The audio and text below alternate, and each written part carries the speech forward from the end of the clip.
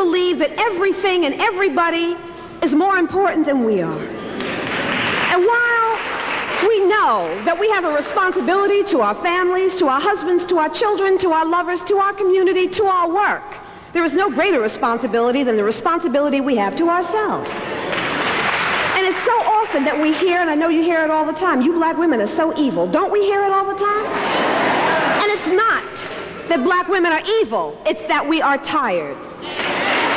Sisters are tired. Tired.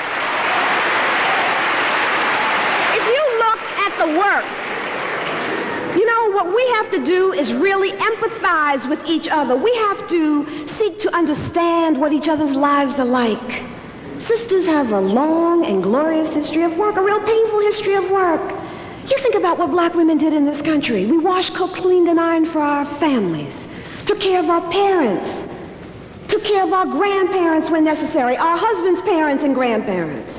Then went to the other side of town, washed, cooked, cleaned, and ironed for white America, took care of their parents and their children, came back to the black community, baked sweet potato pies to build Abyssinian Baptist Church. That's what black women have done in America.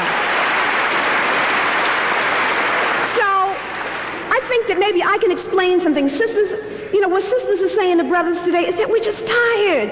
Don't want to be the only one responsible for caring for the children. Don't want to be responsible because of our gender for cleaning the house solely.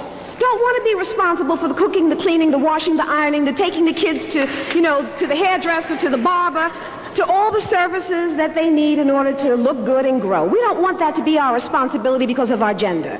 And we understand that it shouldn't be the responsibility of our brothers to bring all the income in, that we have to throw away that European concept because it doesn't work for us.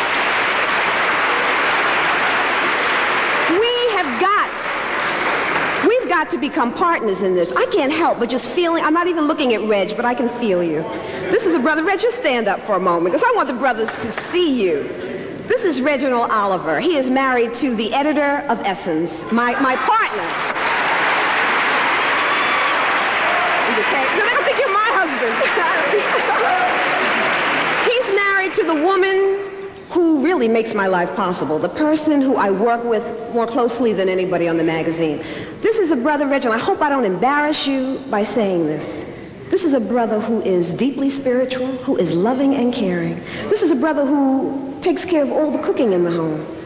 This is the brother who allows Stephanie to stay at work until 7 and 8 o'clock at night sometimes because he knows that what we're doing is trying to build something that's going to put, this is not just a magazine. We're trying to put an underpinning of love and security beneath our people.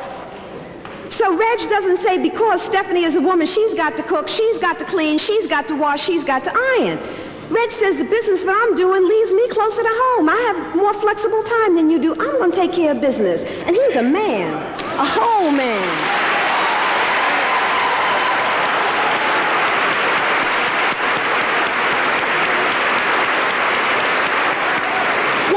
To do is look into each other's hearts. And I say, brothers, look at your mother's lives. We know how hard our mother's lives were. How our mothers washed, cooked, cleaned, and I did all the work without complaining. Well, my mother did a lot of complaining. She let me know that she did not want to do this, but had to do it. Had to do it. You know, I say to my sisters, what we're talking about is understanding. Sisters, don't ever call another black man trifling. Unless you have walked through this America in a brother's shoes. That is not your experience. You don't know what it's about. And if there's a man in your life who is mistreating you, let that brother go. Turn him loose. You know? Don't tear him down. Don't tear him down. Don't call him names. Don't pick up the phone and talk to your girlfriends about how bad he is. Don't put your hand on your hip and your finger in the brother's face. Cut it loose. Cut it loose.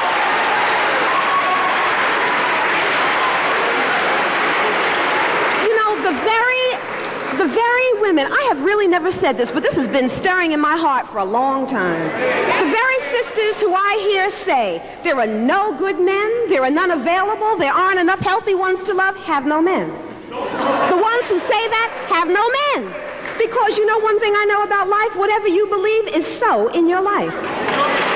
Whatever you believe, whatever you espouse, whatever you hold on to is what you're going to attract to yourself. My friends said to me a couple of months ago, they said, you know, girlfriend, you always said you wanted to be married again. Well, it was 19 years between marriages. And yes, I am married again, and I hope that I have picked the divine right man. I don't wait for a man to pick me. I pick who I want. I do my own selecting.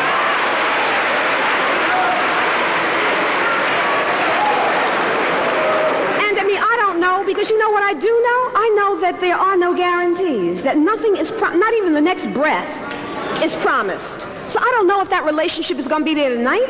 I don't know if it's going to be there next year. I don't know if it's going to be there when I'm 70 years old, but I know it's there now. And the brother who I'm married to, Kefra, is not here tonight. You know why? Because he's in school for me. He's in my class at Fordham University, taking my notes in my biology class.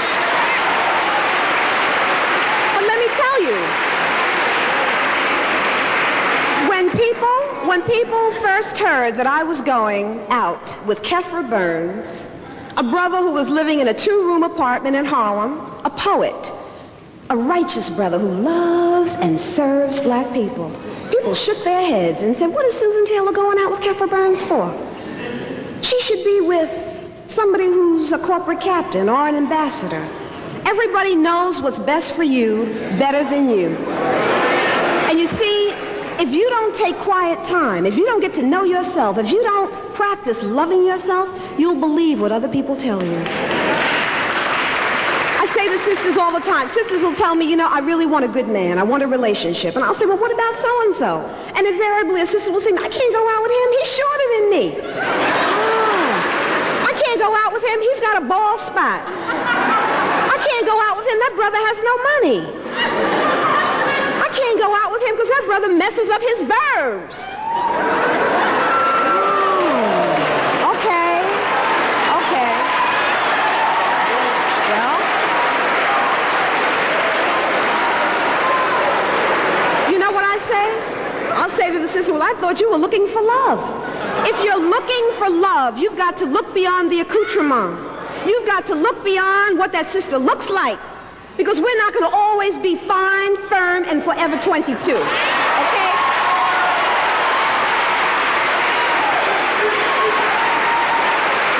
And you know, brothers, that causes us a great pain as women. It hurts us that you cast us aside when we turn 40 and 50 and 60 and 70 years old. It hurts us. We're not going to always be 25 like Lisa. You know? 44. I'm 44. It's not about looks. You know, I don't look like I did at 25, and this is not how I'm going to look at 70. But you see, when I'm 70 years old, I want to be loved. I want to be held. I want to be made love to. When I'm 70 years old, even when my breasts are as flat as pancakes, I want my brother to take those breasts and hold them and kiss them and rub them. That's what I want my man to do when I'm 70. I want to be loved. I want to be loved when my hiney is hanging down to the backs of my knees. I still want to be loved. I want to be loved. I want to be loved without my title. I want to be loved without my salary. I want to be loved without my extensions and without my makeup. I want to be loved. And you know what that means? That means that we have to pick the right life partner. That means that we have to be selective, but that we have to use a new basis for choosing each other. We have to find people. We have to select each other for who we are inside, for the part of us that's going to get better. So if you begin to look to who the person is inside, that you're not concerned with what corporation they work for or the job they don't have. You're not concerned whether or not that person has a car, how they speak. You're concerned with whether or not you and that person can build something together. Because you know what? That's why we're here. We're here to build. And in order to build